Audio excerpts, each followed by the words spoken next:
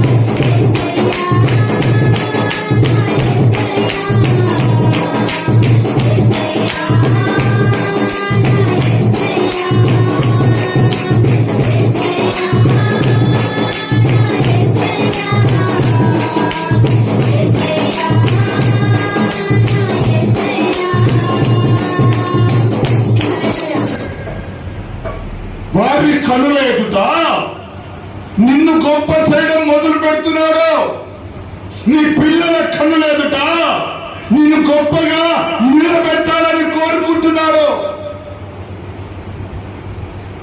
ఇప్పుడు కాదు, పోయిన దినాలు కాదు, పోయిన సంవత్సరాలు కాదు, గత మాసాలు కాదు, అవన్నీ ఒక పీడ కళలుగా వాటినన్నిటిని నువ్వు మర్చిపోవాలి. నా దేవుని వాక్యం అంటుంది ఒక అభయహస్తం ఇస్తున్నాడు. హల్లెలూయా. ఆయన మందిరములో ఈ కడవరి దినాలలో నిలబడి ఉన్న నిన్ను, నీ కుటుంబాన్ని, నీ శత్రు కనులేదుట గొప్పగా చేయాలని కోరుకుంటున్నాడు. అవమానం పాలయ్యావో, నిందల పాలయ్యి వారి కనులేదుట నలిగిపోయావేమో, వారి కనులేదుట అవమాన పాలై తలవంపులుగా నిలబడి ఉన్నావేమో. ఈ మాట నీ గుండెలను బలపరచునుగాక. హల్లెలూయా. ఈ మాటలు నీ జీవితంలో నిన్ను నిలబెట్టునుగాక. ఈ మాటలు నీ బ్రతుకును ఆశీర్వాదకరముగా మలచునుగాక. ఏమండి, ఇన్ని రోజులు ఒక ఎత్తు, ఈ రోజు నుంచి ఒక ఎత్తు. దేవుని వాక్యం అంటుంది చక్కగా, యెహోషువతో అంటున్నాడు, సమాజం అందరూ కూడుకొని నీ గురించి రకరకాలుగా మాట్లాడించవచ్చు. నీ గురించి ఏమి మాట్లాడినను నేనేం చేస్తా అంటున్నాడు, నువ్వు బ్రతుకు దినములన్నిటిలో నీకు గౌరవం ఇవ్వాలి. నువ్వు బ్రతికే దినాలన్నింటిలో నీకు మర్యాదగా ఈ జనాలు నడుచుకోవాలి. అలాగా నిన్ను ఈ మధ్యలో గొప్పగా చేస్తాను, గొప్పగా చేస్తాను అంటున్నాడు. నువ్వు ఏ విషయంలో నువ్వు గొప్పగా ఉండకపోవడానికి కారణమయ్యింది. నీ ఉద్యోగ విషయంలో వారి కనులెదుట నువ్వు గొప్పగా ఆశీర్వాదంగా ఉండకపోవడానికి కారణం ఏమై ఉన్నది? నీ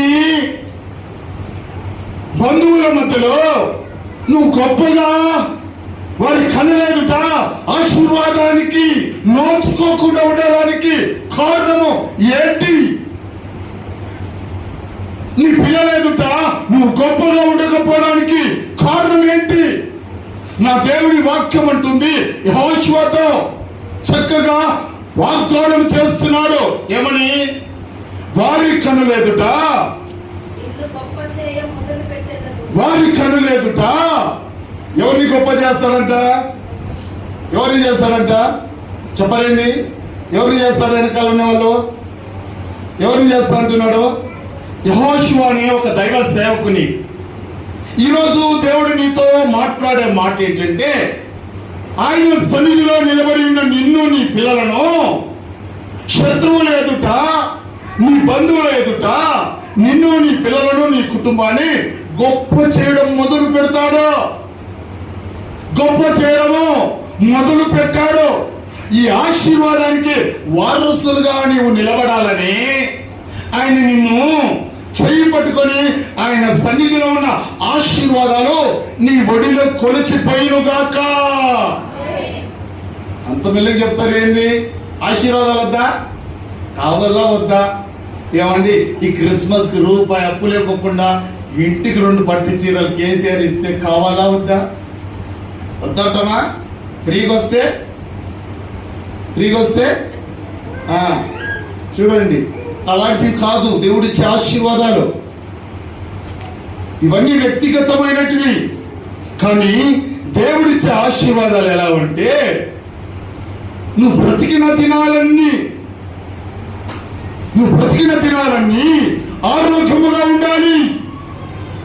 నువ్వు బ్రతికే దినాలన్నీ ఆహ్లాదకరముగా జీవించాలి.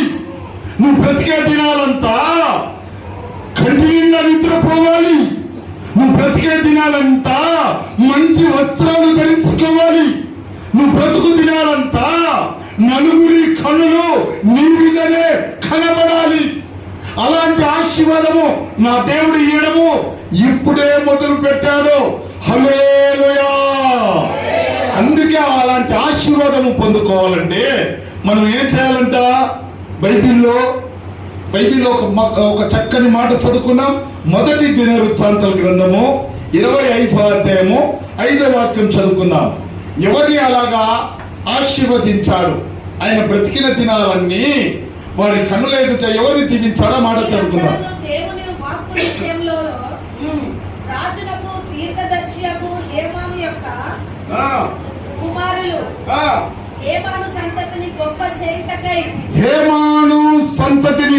చేయుటకై దేవుడు హేమానునకు 14 కుమారులను.